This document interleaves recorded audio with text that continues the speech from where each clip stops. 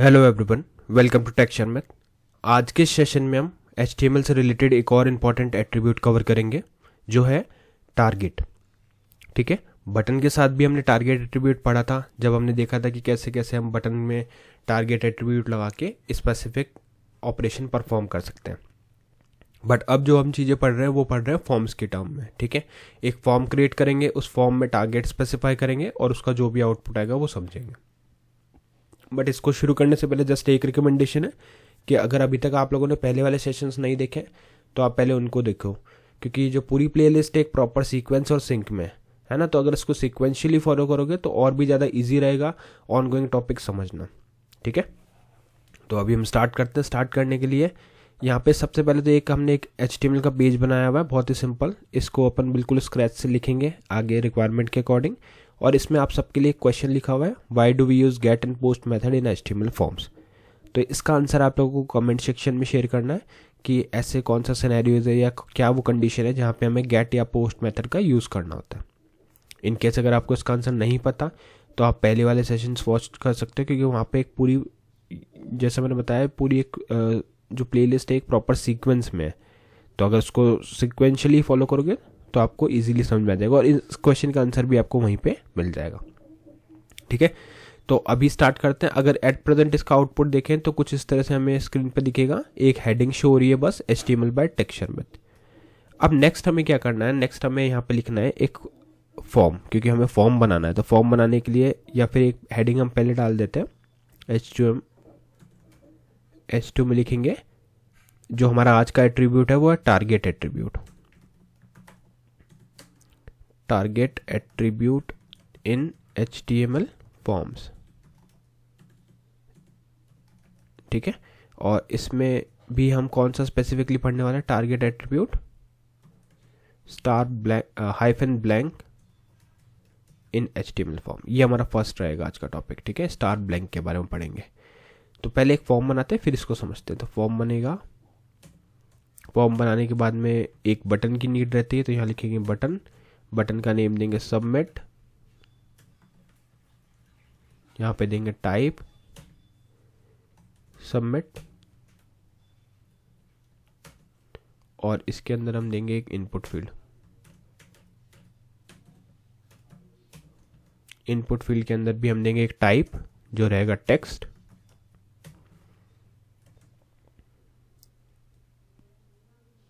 Name,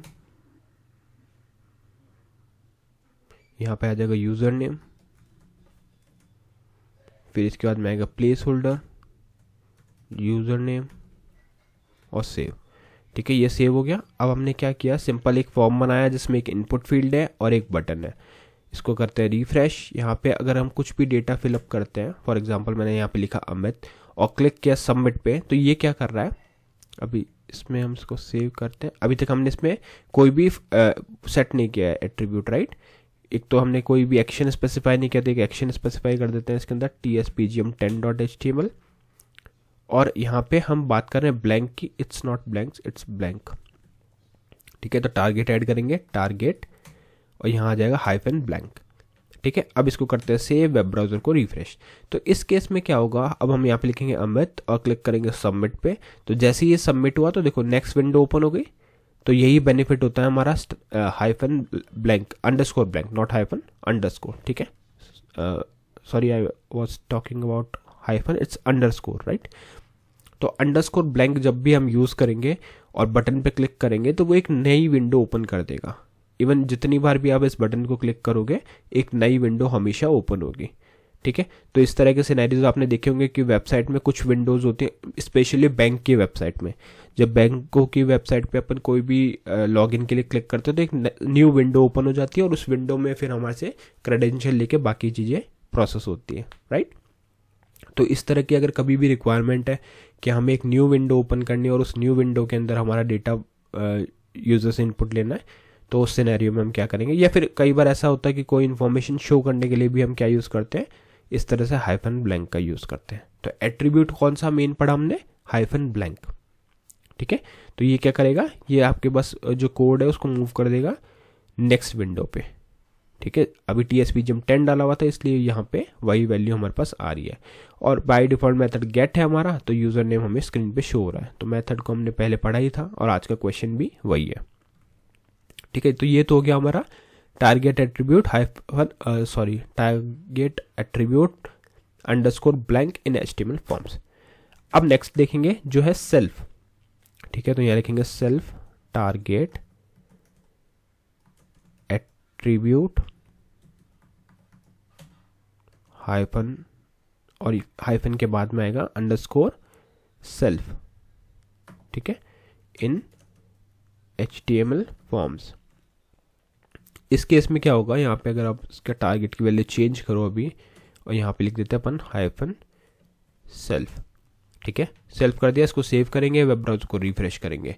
अब क्या होगा, यहाँ पे अगर मैं कुछ भी डेटा फिलअप करता हूँ और सबमिट करता हूँ तो ये क्या कर रहा है, इसी पेज को रिप्लेस कर रहा है, न्यू विंडो ओपन नहीं कर रहा। करेक्ट, पहले क्या हो रहा था, जैसे क्लिक कर रहे थे तो नए विंडो पे चला जा रहा था, बट अब क्या कर रहा है, उसी विंडो को रिप्लेस कर रहा है। तो सेल्फ का मीनिंग यही है ना, कि वो सेल्फ जो विंडो है उसी को रिप्लेस कर देगा। अगर हम इसके ऊपर अपने माउस को लेके जाएंगे तो यहाँ पे आपको देखो सारी वैल्यूज दिख रही है कि कौन सी वैल्यू पॉसिबल है। तो इसको अगर एक बार रीड करें तो क्या लिखा है, अ नेम और keyword indicating where the response that received after submitting the form in HTML 4 या 5, this is the name / keyword for a frame, या फिर आप डायरेक्टली यहाँ से पढ़ सकते हो, बाकी पूरी डिटेल आप पढ़ भी सकते हो। सेल्फ में क्या है, load the response into the same HTML4 frame or HTML5 browsing context as the current one.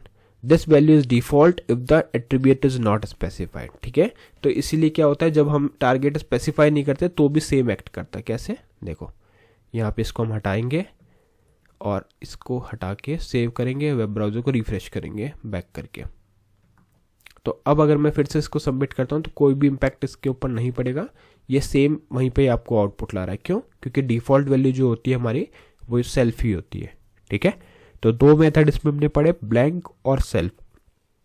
दोनों का डिफरेंस भी इंटरव्यूज में काफ़ी बार आता है कि ब्लैंक कब यूज़ करना चाहिए और सेल्फ कब यूज़ करना चाहिए। तो सेल्फ तो आपको तब यूज़ करना है जब आपको जो करंट पेज है उसी को रिप्लेस करके एक नया पेज शो करना है। एग्जाम्पल के लिए अगर मैं बताऊँ, अपने पास फॉर एग्जाम्पल 3 पेज हैं, पेज A, B और C।